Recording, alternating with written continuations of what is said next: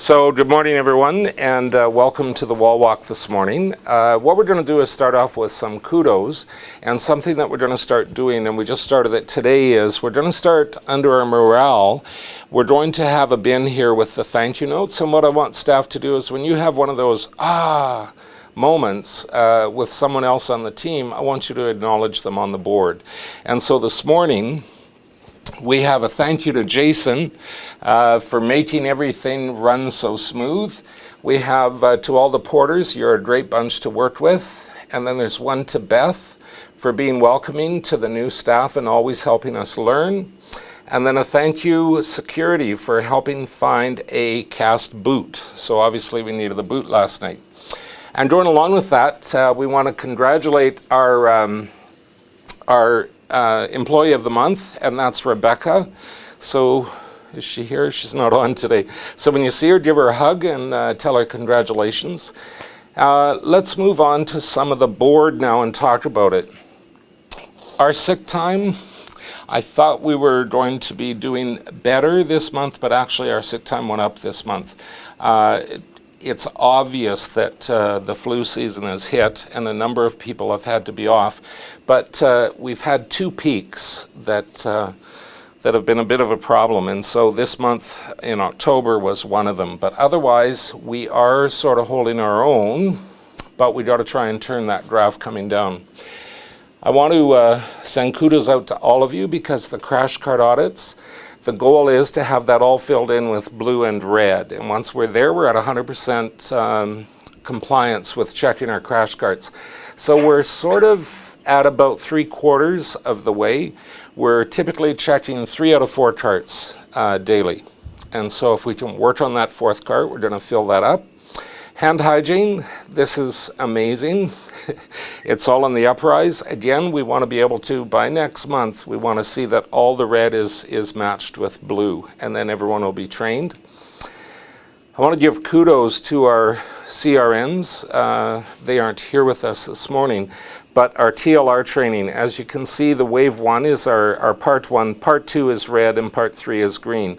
So we have a fair bit of movement there that we have to work on, and I'd like to see that spike go right up to 100%. And I know that they'll be pretty aggressive in November working on that. Our metal currents, actually we're sort of holding our own. We sort of sit around the 3 mark, 3 a month. That's not a lot. When you think about we're putting through about 110 patients a day, so 3 a month isn't all that bad.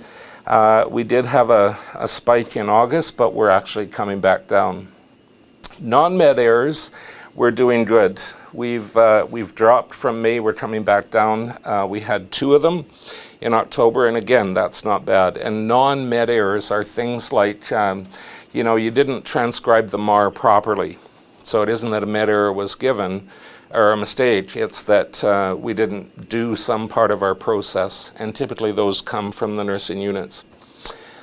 Our patient falls, we'd like to see that right at 0, but I want to tell you that the most we've had in a month is 2 since we started tracking. So again, when you consider the number of people, but I just want to put some consideration into, we have our bell alarms that go on the bed.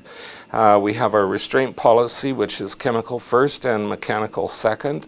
So I just think that there are some people that we actually have in the department that we could actually consider the falls risk even more. I'm going to leave delivery alone today, and we'll move on here to our cost. What I want to show you is our consecutive weekends has almost dropped right off, and that's a big kudos. With sick time, with having to call in consecutive weekend, that's a huge cost to the department. And as you know, we're all strapped to try and find some dollars this year to try and keep our budget as close to 0 as possible. So we've done some good work there. Our overtime, although it was climbing, it's actually started to come down. So there again, that shows that we've been successful in filling some lines, and we're keeping those lines filled. I think we have 4 or 3 lines that we're working on right now. And the last thing is, which is of no surprise, back in August, September, our code burgundy days went up, and we're now back on the decline. And I think you've all noticed the difference that's happened. We haven't been using Codeberg as often as we had in the past. Our goal through senior leadership is to maintain our occupancy at around 95%. And if we can maintain around 95%, we typically don't have to use Codeberg, so it's been working quite well. Does anybody have any questions of me? Because I'm going to pass it over to Tane. Any questions about anything? All right, well, I just want to say again, great work, guys. Although we talked about some of the issues in our weekly update, I can tell you that I'm still getting many, many kudos each month for the work that's being done by the team, and I want to thank you for that. Tane, we'll have you do your presentation, and then we're going to get back to work. Okay, if anybody was at the wall walk last week, I talked about this consent for blood products, as well as like plasma protein products. This is something that, based off of audits, based off of, I think it's blood services, a bunch of different areas, they came around and they made a consensus that this is something that is of, like, we don't have any options with this. This has to be done. Our QHR, unfortunately, was sitting at, we're at the baseline. Absolutely no consents were being done for blood products in our health region compared to other ones. So really, we've got nowhere to go but up from that. What we need to do is, for every time that we have to give a blood product to somebody or a blood component, everybody might say, okay, what the heck, like, what components are there? On the back of the consent sheet, there's actually every component that you need to have consent for. Okay, so if you're ever having any problems figuring out is this or isn't it, then you just follow this sheet. Now, consent is actually done by the physician group. This has nothing to do with nursing. We do not elicit consent from the patients. However, if we get somebody sent in and they haven't had consent and we phone the doctor, say we need consent filled out by you and the patient, doctor says I'm not coming, we'll actually just write on there physician refuses or physician unavailable to come in to do consent. So we can cover ourselves that way, and at that point in time we would still talk it over with the patient, just like we do now, okay? There is a specific area that if you have uncross-matched cell versus cross-matched cells, so uncross-matched, that's basically just your packed red cells, that's it. Those are the times when patients are crashing on us. We don't have any time to go ahead and get consent for them for cross-matched products, so we just go ahead and get them to sign for uncross-matched, give them the blood. Other than that, as soon as we can get consent for them, you pull the same sheet out that was in their chart and you go through and the doctor will obtain consent. Nursing is purely only just a witness, okay? So there's a witness spot on there. There's also a spot on here that says if the patient is either incapacitated or consent can't be obtained, so maybe they don't have anybody that can sign for them, the physician will take on the responsibility, sign that off, and then they'll go back afterwards and we'll get it once the patient is either capacitated to make a decision or has somebody there to help them. This does not cancel out the other form that we give them once the blood has been provided to them. So that form that we get them to sign and we give them the copy, they will still get a copy of that. This is the one that goes into the chart. You can't miss it. It's bright pink. What we're asking is that maybe when the physician orders cross-match is probably a good time to go ahead and get this done. And we'll get it done early on into their stay with us, and then that way it's covered. We will get this done every time a patient comes in. There are some people that come in for repeat blood product use. Sometimes they get that specialty blood product that's washed a certain way or whatever. So with us, we don't have anywhere to keep file of that, so we need to get a new one done every single time that they come.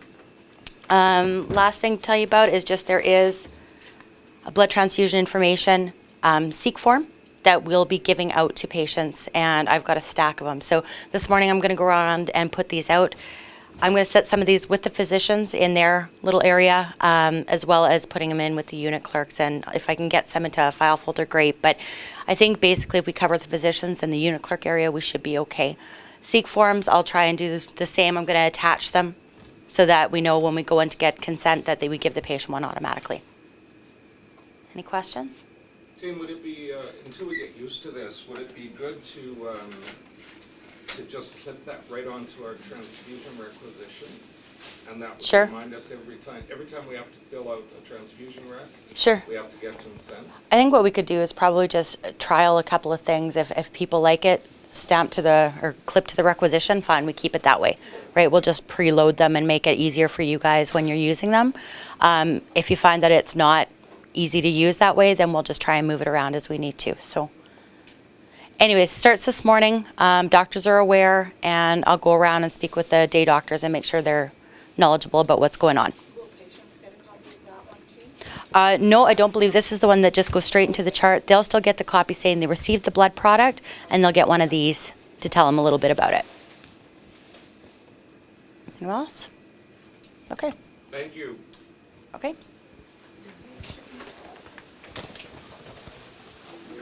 Thanks, guys.